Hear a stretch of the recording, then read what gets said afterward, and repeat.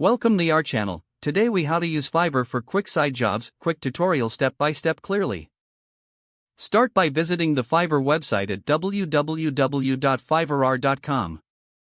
Create an account by clicking on the join button. You can sign up using an email address, your Google account, or your Facebook account. Once you're signed in, navigate to the search bar at the top of the page. Think about the skills you have or the services you can offer. Type keywords related to those skills in the search bar. For example, if you're a graphic designer, search for graphic design. Browse through the listings that appear in the search results. Each listing, known as a gig, provides details about the service, pricing, and delivery time. Click on a gig that interests you to view more information. Check the seller's ratings, reviews, and portfolio examples. If you find a gig that fits your needs, click the Order Now button. Review the different packages the seller offers, if available. Choose the package that meets your requirements. You can also add gig extras for additional services. Once you've made your selection, proceed to the checkout.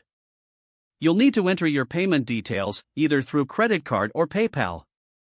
After completing the payment, you'll be directed to the order confirmation page. Check for a message from the seller regarding your order specifications.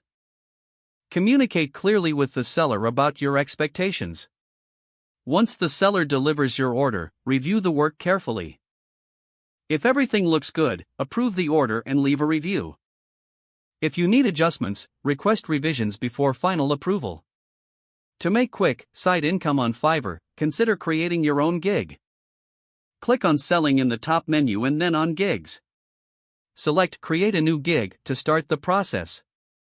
Fill in the necessary details about your service, including title and description. Set your pricing, delivery time, and any extras you offer. Add relevant tags to help potential buyers find your gig. Upload samples of your work to showcase your skills. Don't forget to like this video and subscribe to our channel for more step-by-step tech guides.